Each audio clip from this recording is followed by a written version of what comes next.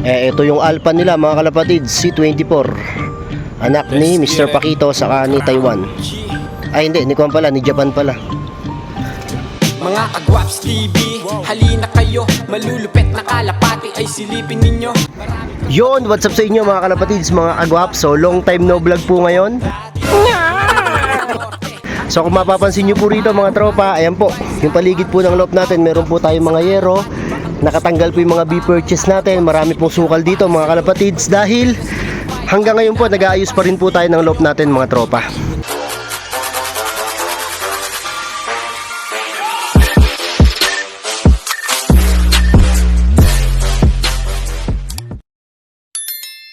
So silipin po natin loob para po makita nyo.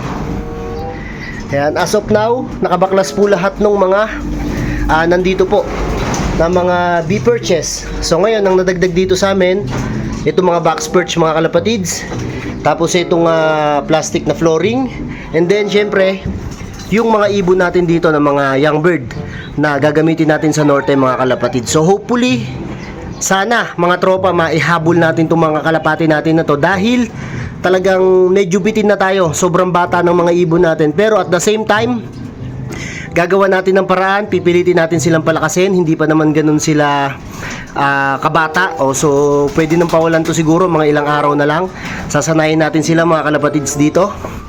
Late na late si Kuya Gwaps mga kalapatid sa norte, pero ilalaban natin to ng diinan mga tropa. So ayan sila, magkasama na yung ibang south ko rito, tapos yung ibang mga north ko mga kalapatid. So talagang pinapanalangin natin na sana maging okay yung mga kalapati natin mga tropa.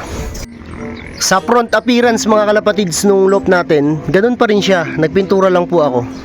So yun pa rin, bali ang nabago lang sa atin yung purchase dito. Tapos dito sa likod mga tropa, ito hinarangan na rin natin. So ayan, thank you, maraming salamat kay Sir Ronald Gonzales sa kalapatids mga tropa. Ayan na po, nailagay ko rito yung ating tarpaulin. So dito ko nilagay sa likod mga tropa. Ay mga young bird mga tropa oh.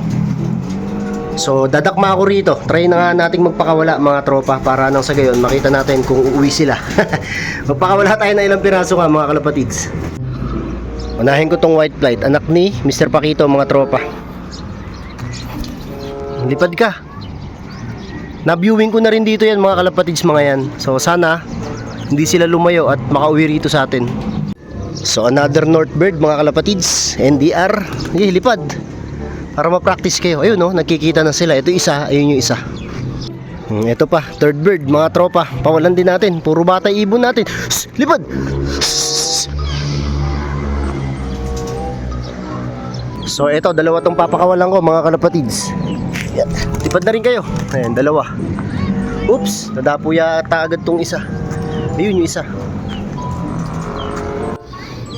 Okay, another one mga kalapatids, makauwi kaya to. Ayan. Shhh. Oops, hala, sanay lang siyang dumapo.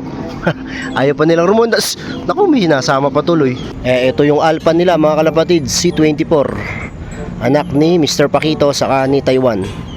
Ay hindi, ni Kwan pala, ni Japan pala. Hindi pa rin natin. Yan yung alpha nila, yan ang magtuturo sa kanila mga tropa. Ayan, nagbabaan na yung mga young birds natin mga kalapatids. Ayan po sila. So sa susunod, maganda na mag-vlog dito kasi gaganda na yung yero natin. Sa ngayon kasi lumang yero pa gamit natin dito mga Kagwaps. So sa susunod, okay na yan kasi eto na, nandito na yero na long span mga tropa. Para magandang tingnan, tapos nagbili rin tayo ng insulation para hindi mainit sa loob mga kalapatids mga Kagwaps. So dire-diretso tayo. Ayusin natin to mong loob natin para mas maging organisado mga Kagwaps. Ayan oh. Sa ngayon, walang nawala dito sa mga ibon natin na unang pakawala. 2, 4, 6. 6 na rin para sila mga Kagwaps. Ayan, meron pa tayong iba rito na sasanayan ng mga pang norte natin mga kalapatids. O, tignan nyo gaano katinding lumipad mga Kagwaps si 24. Ayan o, kikita nyo ba? Malabo na eh, nasa ulap na mga kalapatids eh. Ayan siya o, siya na lang mag-isa rumoronda. Ito mga kalapatids, yung itsura ng mga batang ibon natin dito. Nakita nyo, talagang mga bata pa sila mga kalapatids. Late na late tayo talaga sa norte, pero gaya nga ng sabi ko sa inyo, ihahabol natin to mga tropa. Ayan pa iba mga Kagwaps. Merong 3 pa rito. Ayan na, 4 na oh. Subukan natin mga kalapatids yung medyo bata naman sa norte para makapag-experiment tayo kasi dati medyo nag-a-advance tayo ng breeding. So ngayon, eto, talagang mga bata to, mga tropa, young bird talaga. Alam, mga kagwaps, yan lang kinaya oh. Sa tingin nyo mga kagwaps, kaya yan. Ayan lang oh. So baba pala tayo ron habang hinihintay natin pumasok yung mga young bird dito. Baba rin muna tayo ron para mapakita ko sa inyo ibang mga ibon natin dun sa baba. Yung sa istakan siguro, saka yung ibang ibon natin dun. Yung mga breeder natin kasi nandun sa kabila mga kalapatids So tara, samahan nyo ako ron. Let's go! Update naman tayo rito sa baba mga kalapatids. Wala nawala yung kaparis ni Utoy mga tropa. Hindi ko alam kung dinakma ng bata rito sa lugar natin kasi maraming batang nagdadaan dito mga kalapatids, mga kagwaps. Ang problema, hindi namin na-check, biglang wala na yung kapares. Nakatistis yun mga tropa. Kaya maghahanap na naman tayo ng panibagong kapares nitong si Lautoy mga kalapatids. So dito sa baba, eto sila speed mga tropa. Ayan, nilagay ko na rin sila speed dito. Pinarisan ko na rin mga kalapatids, mga agaps, para nang sa gayon, kahit pa paano, ma-practice din natin na pang house to house. O kung kaya na pampuling, baka ipampuling natin mga kalapatids. Ayan grabe. Napakainit kasi mga tropa binaklas na natin to. Tapos yung ibang ibon nandito. Ito yung mga stock natin na kak, mga kagwaps, mga kalapatids.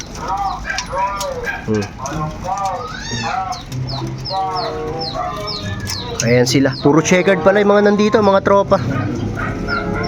Tapos dito ay mga kuwan natin. Mga hen natin. Konti na lang. Nakasalang halos lahat Gaganda ng mga kako rito mga kalapatids Hindi lang mga magamit, pambihira. Nakakahinayang Paano kaya gagawin natin dito? Siguro sa susunod baka isama na lang natin to sa breeding mga tropa. Ayan si Utoy, nilagyan ko ng off color mga kalapatids. Eto na sila mga kalapatids. Hintayin na lang natin. Patuka tayo siguro para pumasok sila sa loob mga tropa. Ilang piraso lang to? 7 piraso. Tapos meron pa tayong 7 piraso ulit. Bali 14 pieces pala yung mga young bird natin mga kalapatids. Mukhang makakasurvive naman sila sa init ng panahon ngayong summer mga tropa. Ang daming sakit kasi ngayon Yung mga one eye cold ngayon halos ayaw ng tablan ng gamot. Tatry natin silang pakainin para makapasok na sila. Yan ang mahirap dito ngayon sa mga young bird natin, yung pagpapapasok rito.